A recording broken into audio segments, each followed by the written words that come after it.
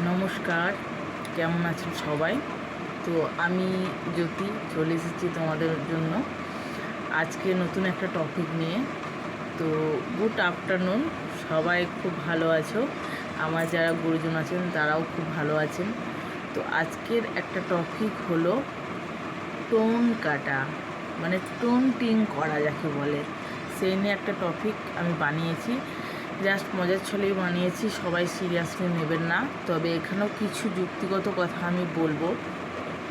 তো যদি কোনো ভুল ত্রুটি হয়ে থাকে তাহলে আমাকে নিজের মেয়ে মনে করে, বন্ধু মনে করে ক্ষমা করে দেবেন। তো টোন কাটা, টোনটিং করা কাকে বলে?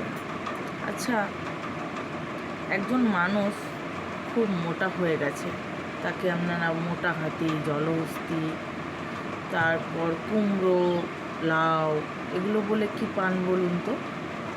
এগুলো বলে খুব আনন্দ পান? তো এগুলো বলে আনন্দ পাওয়ার কিন্তু কিচ্ছু নেই, এটা একটা অসুখ। সবাই কিন্তু খেয়ে দিয়ে মোটা হয় না, কারো জেনেটিক কারণে হয়, কারো হরমোনাল ব্যালেন্সের জন্য, কারো মানে হরমোনাল যে প্রবলেম হয় সের জন্য, পিসিওডির জন্য, বিভিন্ন কারণে, ফ্যাটি লিভারের জন্য সে কিন্তু মানে মোটা হয়ে যেতে পারে। তো এটা কিন্তু আপনারও আসতে পারে।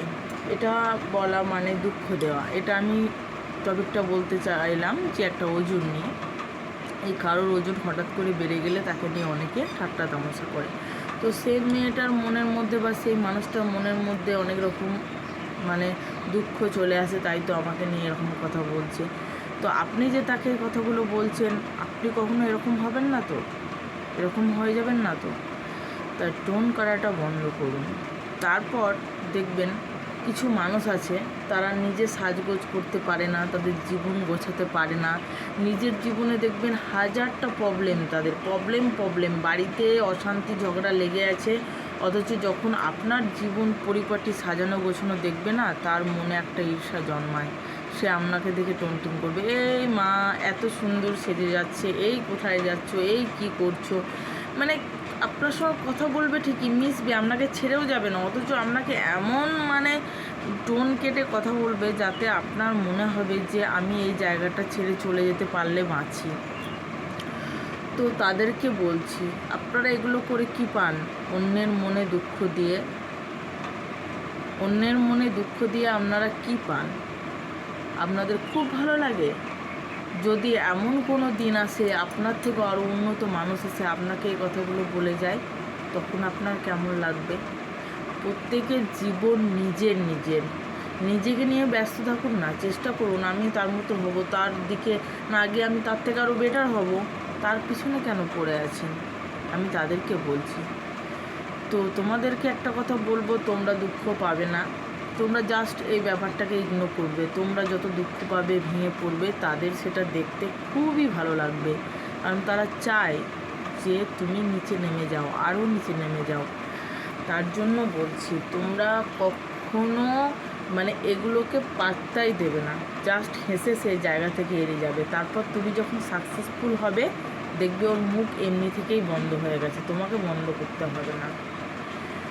আবার কোনো মানুষ যদি দেখতে খারাপ হয়, মানে ময়লা হয়, আমি সোশ্যাল মিডিয়াতেও দেখেছি অনেকজন বলে, অনেক সময় সবার নাম বলে তো আর তাকে ছোট করা যায় না, এ কেমন দেখতে, এবার ভিডিও বানায়, এবার এরকম করে। আমি বলবো, ভাই তুমি নিজেকে আয়নায় দেখো না।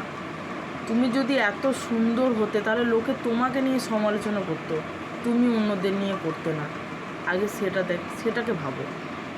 জাস্ট আমি সবার জন্যই বলছি, যারা এইসব ব্যাপারে নির্যাতিত হয়েছে আমি তাদের জন্য বলছি। সকল বন্ধু, ভাই, দাদা, কাকা, কাউকে আমি মানে মিন করে বলতে চাইছি না, যারা করে তাদেরকে বলছি যে তুমি যে অন্যজনের সম্বন্ধে সমালোচনা করছো, যে মেয়েটা দেখতে খারাপ ভিডিও বানাচ্ছে, এই মেয়েটা দেখতে খারাপ এই জায়গায় যাচ্ছে, এই মেয়েটা ডান্স করছে, এই মেয়েটা এ করছে, এক্সট্রা বলো, তুমি নিজেকে আয়নায় দেখো না, তুমি কেন করতে পারছো না? তুমি যদি করতে পারতে তাহলে লোকে তোমাকে নিয়ে সমালোচনা করতে। এবার বলবে যে আমি খুব ভদ্র, কখনোই না, তোমার সেই জায়গাটাই নেই। ও তো ওই জায়গাটায় যেতে পেরেছে, তুমি কিন্তু পারোনি, যার জন্য তুমি এগুলো করো। তাই যে যা করছে, যে যার মতো থাকুক না, তাকে নিয়ে কথা বলাটা বন্ধ করাটাই কি উচিত নয়? আর তোমাদেরকে বলছি, দেখো যাদের যেটা অভ্যাস তারা তো সেটা করবে, তাই না? তুমি চাইলেও সেটা ঠকাতে পারবে না। কিছু মানুষ আছে তারা এরকমই করবে। তো জাস্ট এদেরকে পাত্তা দেবে না, ইগনোর করবে আর নিজের উপর ভরসা রাখবে যে না তুমি নিজে ঠিক আছো, নিজের মতো করে আছো। সবার বাঁচার অধিকার আছে ভাই, প্রত্যেকের বাঁচার অধিকার আছে নিজের মতো। আমি দেখতে খারাপ বলে আমি সাজবো না, ও দেখতে খারাপ বলে বিশ্ব সুন্দর হয়ে ঘরে বসে থাকবে তা নয়। আমারও শখ আছে। ওপরওয়ালা যাকে যেভাবে দিয়ে পাঠিয়েছে সবাইকে নিজের নিজের একটা গুণ দিয়েছে প্রত্যেকের মধ্যে। আমরা চেষ্টা করব সেই গুণগুলো তুলে ধরার, অন্যকে কষ্ট না দিয়ে। কই মনে হয় না সেই কুৎসিত মেয়েটাকে, কুৎসিত ছেলেটাকে দেখে বলি তোকে আজ থেকে সুন্দর হতে হবে, তোর এইটা করা উচিত হয়নি, তুই এইভাবে চল তাহলে ভালো হবে। ভালো উপদেশ দেওয়ার সময় কিন্তু কেউ নেই। একটা খারাপ ছেলেকে ভালো পথে এগিয়ে নিয়ে আসার জন্য, একটা খারাপ মেয়েকে ভালো জায়গায় নিয়ে আসার জন্য কেউ কিন্তু ঠিকাদারি নেয় না, কিন্তু তার সমালোচনা করার জন্য সবাই ঠিকাদারি নেয়।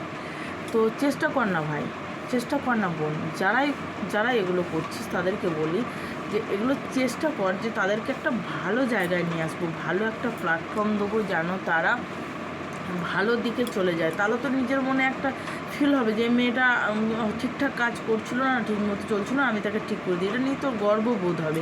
তা না তো টোন কাটা, এ করছে ও করছে। তাই তোমাদেরকে বলবো যে তোমরা কখনো সেখান থেকে পিছন হাঁটবে না। তোমরা যে কাজই করো না কেন, সে ভিডিও বানাও কি তোমরা কোনো জায়গাতে প্রতিষ্ঠানে যাও, কোনো কাজ করো না, সেই জায়গাটা তোমরা একদম ছেড়ে আসবে না। তোমরা সেই জায়গাতে স্ট্যান্ড করো, একদিন অবশ্যই সাকসেস পাবে। কারণ এই ঘটনাগুলো আমার সঙ্গে অনেক ঘটেছে, আমি পেয়েছি বলে তোমাদেরকে বলছি। আর একটা কথা আমি সবসময় বলি, আমি যে কথাগুলো বলি আমার জীবনের সঙ্গে মিল আছে বলে বলি। আমার জীবনের সঙ্গে না ঘটলে আমি এগুলো বলতে পারতাম না। কারণ যার সঙ্গে ঘটে সে ফিল করে ব্যাপারটা কি হয়। আর মানে কারো শুনে উপন্যাস তুলে বক্তৃতা দেওয়া এগুলোর মধ্যে কোনো মুহূর্ত নেই। তবুও কিছু কিছু কথা সবার বলার অধিকার আছে, আমারও আছে, আপনাদেরও আছে। তো সবাইকে একটা কথাই বলবো, বারবার বলবো, এই টোনটিং থেকে দূরে থাকুন নিজেকে, আর সবাই মিলে সুস্থ থাকুন, হাসি খুশি থাকুন, সবাইকে ভালোবাসুন, ভালো রাখুন।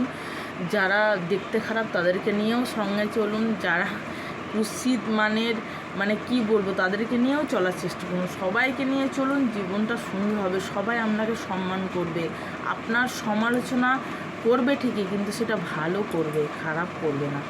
তো আজকের মতন এখানেই ব্লগটা শেষ করছি। Thank you.